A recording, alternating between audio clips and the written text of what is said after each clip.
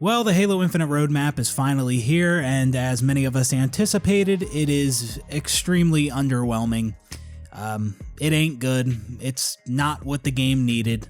Halo Infinite needs a lot more than what we're getting with Season 2, and some of the things on this roadmap aren't even set in stone. They're subject to change. And seeing how 343 extended Season 1 from 3 months to 6 months, and with this roadmap, 343 has confirmed that Season 2 is also getting extended to 6 months as well. Season 3 won't begin until November 8th, so taking all that into account, it is very possible that some of these things on this roadmap do get pushed back. Now, before we dive into all the details regarding this blog and roadmap, I just want to say this. Halo Infinite, I really don't give a fuck about the game at this point. I haven't for a little while now. And honestly, at this point, I kind of want the game to die, right? Like, whenever there's bad news that comes out surrounding this game, I actually kind of cheer it on. So like with this recent news of Season 3 getting delayed, Season 2 will now be 6 months long when it was supposed to be 3 months. I say, cool, awesome, great, let this game fucking die. I didn't always want Halo to fail. No, I wanted Halo Infinite to be a great game. When it first launched, I wanted 343 to turn things around quickly, even though I knew it was highly unlikely. So I was never preying on this game's downfall. But now, at this point, setback after setback, yep, let it die. Get it out of here. This game does not deserve to exist at this point. Now, some people might say, if you hate the game so much, then stop playing it, stop talking about it, go play something else. And, to that I would respond with this. First off, I don't really play the game at all. Whenever I do play the game now, it's just to get some footage for a video, and I'm usually just playing custom games against bots. But I even struggle to get that to work because my custom game settings don't save. Sometimes the bots don't load into the custom game. The other day, my controller settings reset. I had like a custom layout for my controller on the game. The settings reset. So then I went back and I remapped all my all the buttons and everything how I like them, and then it reset again. It took me 45 fucking minutes to play a custom game against bots in Halo Infinite because the game is fucking broken. Like, that is really bad. That is really bad. And I still don't think people fully comprehend how bad of a game Halo Infinite actually is. Like, I mean, this is beyond embarrassing on 343's part, right? This is a colossal failure. Like, people act like, oh, it just has some minor issues. No. We are way beyond just some minor issues. No. But anyways, some people would tell me, stop playing the game, stop talking about it if you don't enjoy it. But like I said, I don't really play the game at all. And here's the reason I still talk about Halo, or, one of the reasons I still talk about Halo. I loved Halo, the older Halo games, right? Like, I absolutely love Halo. Even today, I still love those games. There is not a good alternative to Halo. There's no other game like Halo. Like, not even close.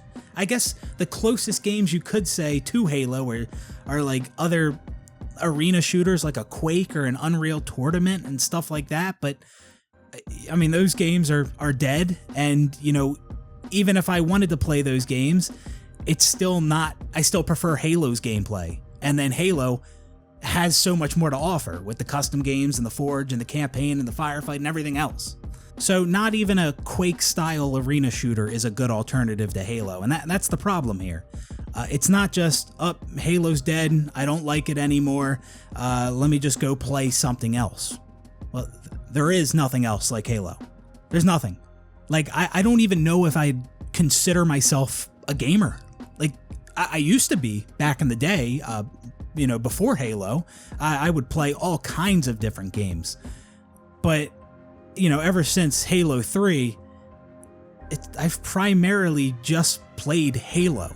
So in a way, I'm not really even a gamer anymore. I'm a Halo player. Like, that's the game I want to play.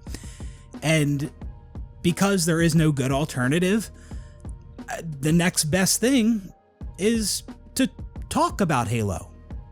And talking about Halo in 2022, it's there's not a lot of positive things to say about it. So we get videos like this. So yeah, that's a big reason why I still talk about Halo, because there is no other game to replace Halo for me.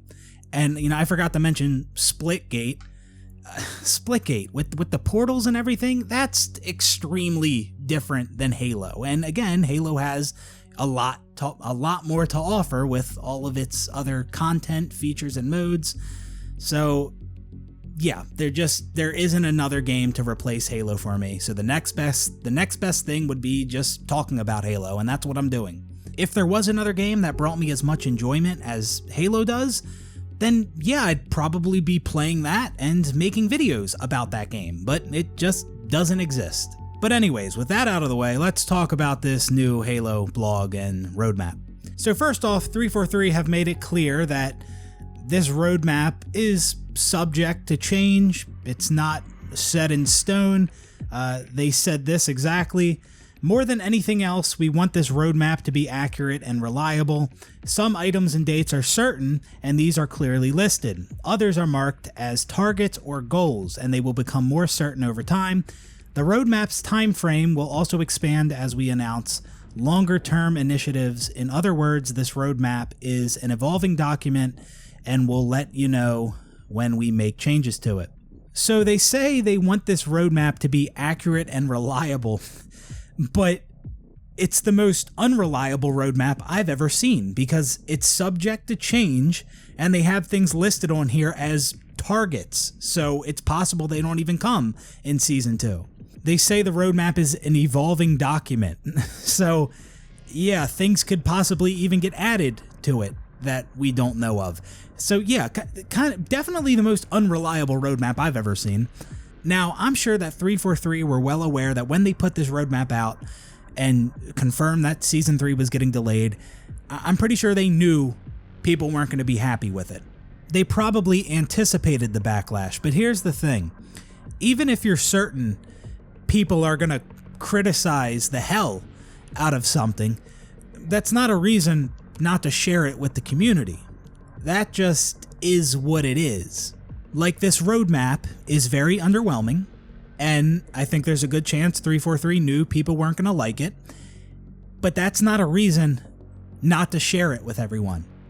No, like, at that point, your next best option is to share it with everyone. Yeah, you're going to get criticized for it, because it's underwhelming as fuck, and y'all should be doing much more than you are.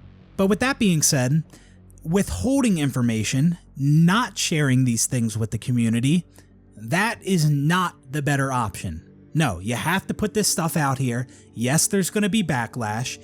Yes, it's warranted. And that's just the reality of the situation.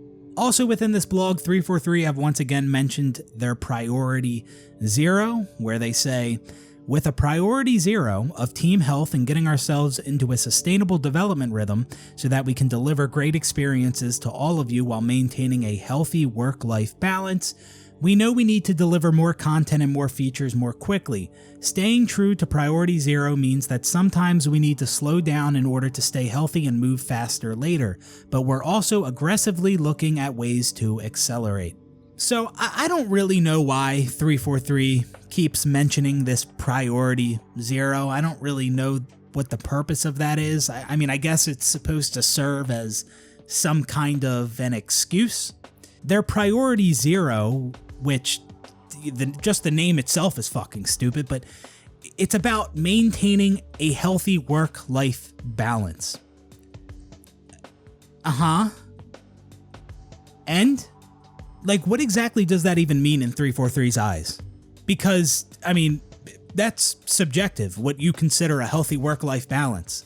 So I wonder what 343 considers a healthy work-life balance. Like, is, 1 hour of work a day? Is that healthy work-life balance? Or 2 hours? Or what exactly does this fucking mean? Like, you might as well just tell me, yeah, we allow our employees to use the bathroom and take lunch breaks. Okay? And none of this shit serves as an excuse for the awful state of this game right now. Many other companies are able to maintain that healthy work-life balance and also get shit done. Now, I will say this, with Halo Infinite launching in the bare-bones state that it did, and missing tons of content, has tons of issues, for 343 to fix all the issues and add in all the content that should have been there day one, to do that all like now, yeah, I can understand that being an unhealthy work-life balance. I get that. But 343 is still to blame for that because of how much time they had to develop this game, 6 years. So, I mean, however you want to frame it, 343 is to blame. So I don't want to see 343 framing this like, oh, if we add everything to the game that the community wants us to right now, well, that would be very unhealthy for our employees. No, don't frame it like that. Because the reality of the situation is that due to 343's incompetence and them launching Halo Infinite in the awful state that they did, those reasons are why they would have to overwork their employees if they wanted to fix this game and add the content that should have been there day one in a timely manner. Like that's on them. That's on 343. It's their fault that they even need to have this priority 0, right? That this isn't on the community. This isn't us wanting too much. No. They should have been able to do much more with this game with the time that they were given. The longest development cycle for any fucking Halo game, and it launches this fucking bare bones. Absolute disgrace. Oh, calm down, dude. It's just a video game. Yeah, it is just a video game. But this is this is a real company we're talking about, right? This is a AAA studio, and this is a colossal failure. So anyways, here is the Halo Infinite 2022 roadmap, which is subject to change, and so far 343 has doubled the length of their first 2 seasons, so very real possibility that this does change. So Season 2, named Lone Wolves, will run from May 3rd to November 7th, and within this season, we will be getting 2 new maps, Catalyst and Breaker, 1 for Arena and 1 for BTB. We're getting 3 new game mode, new game, the newest game, newer than new game modes, King of the Hill. So 3 new game modes, King of the Hill, Land Grab, and Last Spartan Standing. We're getting 2 narrative events, Interference, which will last from May 3rd to May 16th, and Alpha Pack, which runs from July 19th and August 1st. I don't know exactly what these are going to be. 343 briefly described these as brand new multiplayer narrative events that place your personal Spartan in the center of an evolving seasonal storyline. So I don't know exactly what that is. I thought they might be something like the Cyber Showdown event or the Tactical Ops event. But it sounds like it'll be a little more than that. I don't know. We'll just have to wait and see. Doesn't sound like anything too exciting though. We're getting a new 100 tier battle pass, which, that's pretty much standard for modern games. Something else that is standard is earnable credits throughout the Battle Pass, which we did not get in Halo Infinite Season 1 Battle Pass, but we will be earning credits throughout Halo Infinite Season 2 Battle Pass, and we're also getting a free armor core with that. A new Fracture event. I can't say I'm that excited about that one, because Fracture Tenrai was the most boring fucking thing I've ever witnessed in a video game ever. And it came back six different weeks for that fucking event, which was Fiesta. Oh my god. Now here's where it gets good. Campaign Network Co-op, late August target. So that is just their goal, and 343 has failed to stick to the dates and times that they've given us in the past, so very possible that this changes. Now, there's a couple things I want to go over with this. First off, This is just network co-op we're talking about, not even split screen co-op. And if we come over here to Season 3, we'll see campaign split screen co-op, timing to be determined, so we don't even know when in Season 3 that's coming. And it might not even come in Season 3. Man, imagine that. Imagine having to wait a year after the game launched, possibly longer, to play split screen Halo. Split screen Halo. We've had it since 2001 in Halo CE, and every mainline Halo game after, except for Halo 5. And that's one of the things 343 said we would get in Halo Infinite. They said they would do split screen. They made a mistake not having it in Halo 5. And yeah, we got split screen for multiplayer, only on Xbox. But many people were complaining about no split screen for campaign in Halo 5, and now here we are in Halo Infinite, after 6 fucking years of development, and we don't get split screen, and it looks like the soonest it will be added to the game is a year after the game is launched. Absolutely unbelievable. Now, I'm not going to pretend like split screen co-op is something I would get a ton of use out of. I would have in Halo 5. I actually brought my Xbox over to my buddy's house to play through the Halo 5 campaign, and I had totally forgotten that there was no split screen, so I got fucked and we couldn't play. And that did screw me with Halo 5. I can't say that I'll really play split screen with Halo Infinite, but some people will, and it absolutely should be in the game. It should have been in the game day 1 or day 0. Also, with this campaign network co-op, it's a late August target. So it could be later than that. It could be Season 3 that we get co-op. And how polished is the co-op experience going to be when we do get it? It could be a buggy mess. But just think about this. It's a late August target, so that means if Season 2 was its normal length, 3 months, because 343 said seasons were supposed to be 3 months. That was their goal. Late August, that's after Season 2. So if they didn't delay Season 3, co-op wasn't coming with Season 2. And when 343 says they're extending Season 2, just be mindful that might be another one of their framing techniques here. Oh, we're extending Season 2. Oh, you have even more time with Season 2. They don't say we're delaying Season 3 or we're delaying co-op. No. They say we're extending season 2. That's just framing. That's all that fucking is. It's framing. In reality, they're delaying Season 3. They're delaying co-op. Now, the next thing on this roadmap is pretty exciting. Campaign mission replay. Targeted for late August. Campaign mission replay. Replaying campaign missions.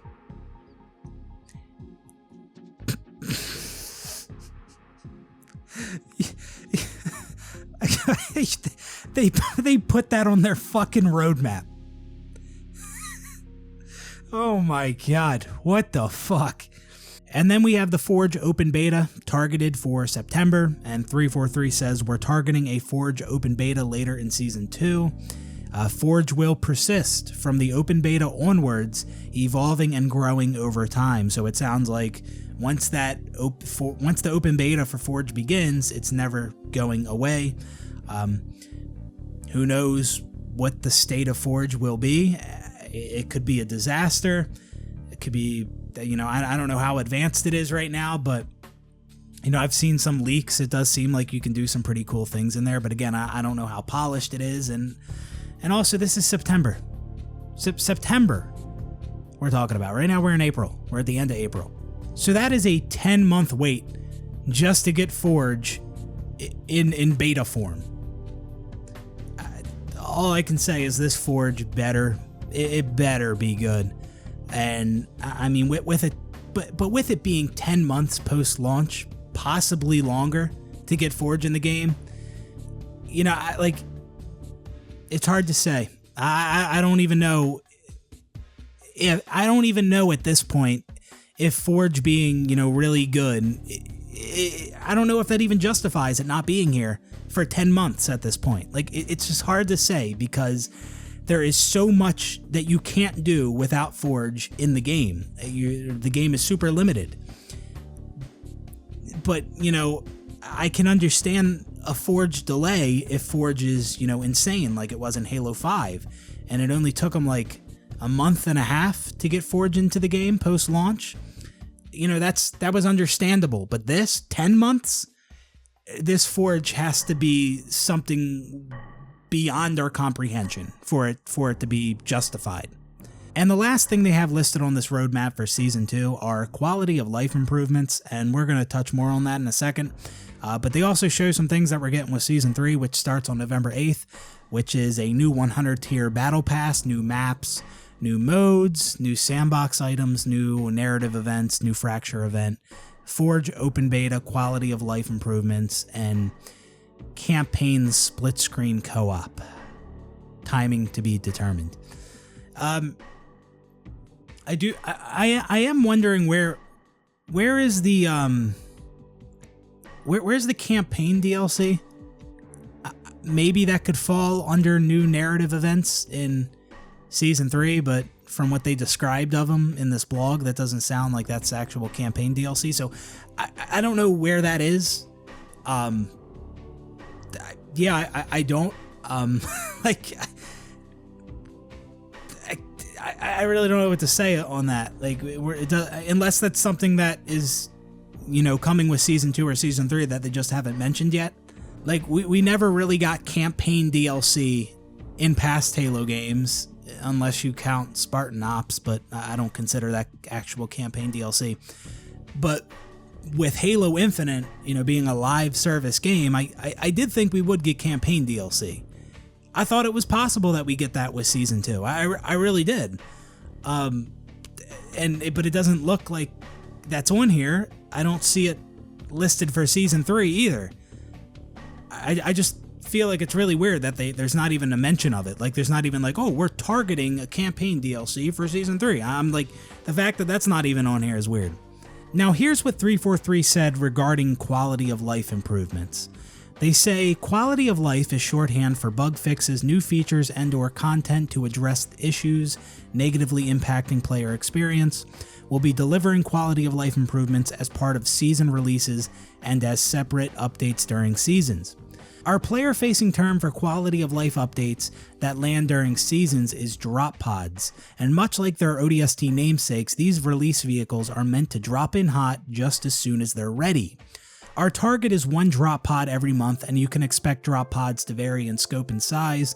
We'll have more to share about what's going into Season 2's drop pods as soon as possible after Season 2 launch. So, drop pods. Quality of life improvements. They say they're meant to drop in hot just as soon as they're ready. Okay? Now, let's go back to this roadmap real quick. Things like King of the Hill, campaign network co-op, campaign mission replay, yeah, all of that should probably fall under quality of life improvements.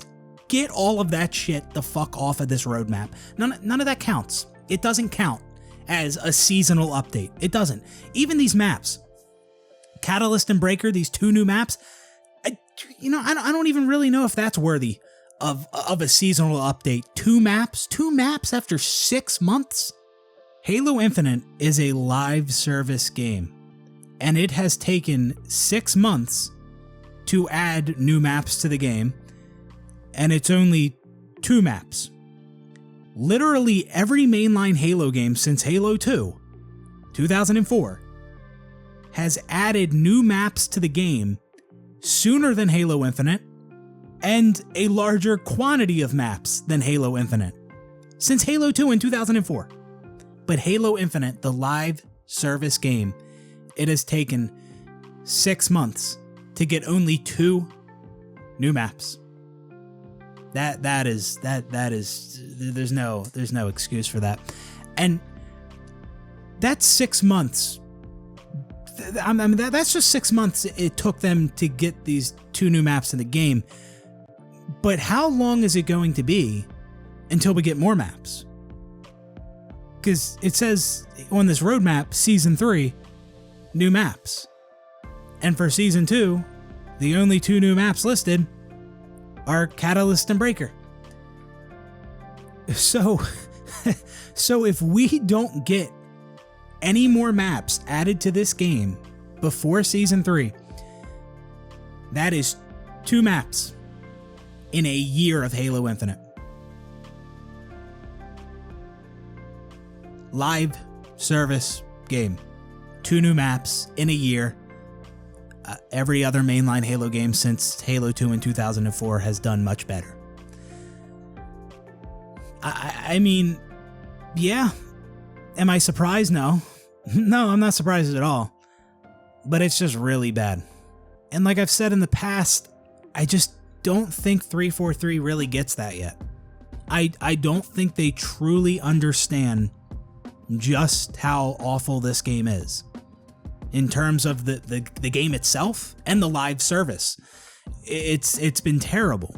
I think 343's sentiment of this game is it's a phenomenal game, but it has some issues. I think that's how they look at it. And I mean, if they don't recognize this game as the colossal failure and embarrassment that it is, well, then there's not much hope that this game improves going forward. Although 343 did say this.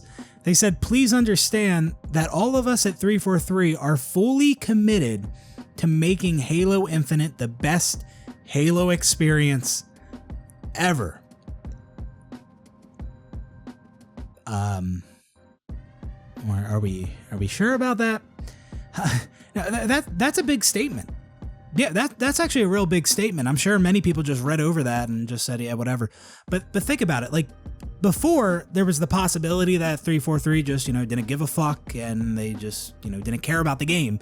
And I mean, that is still possible, but them saying that they are fully committed to making Halo Infinite the best Halo experience ever, I mean, that just makes the state of the game that much worse.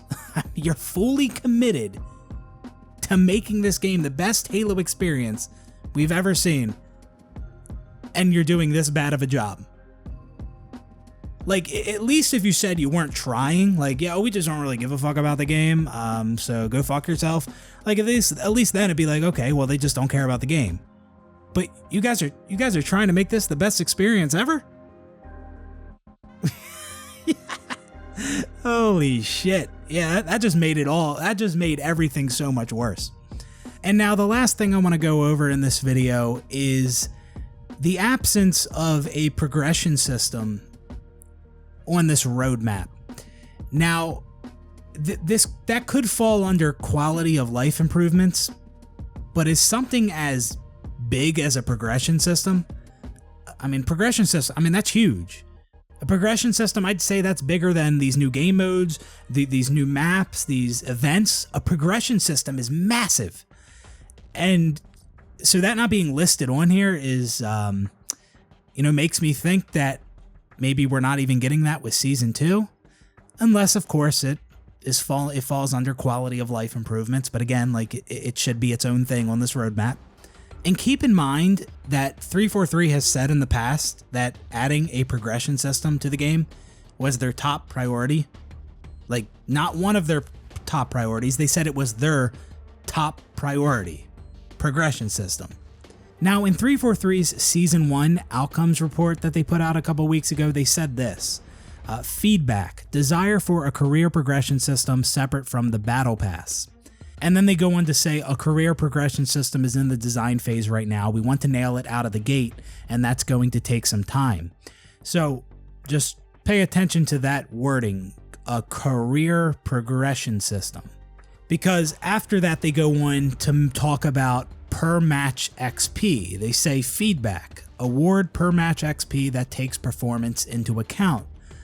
And then they go on to say, additionally, we know there's a desire for per match, which also leverages performance, to plug into this system as well as the Battle Pass.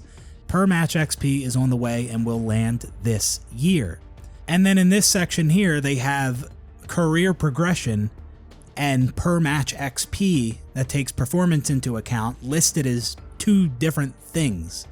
So when they say per match XP will land this year, I think that's just for the battle pass progression.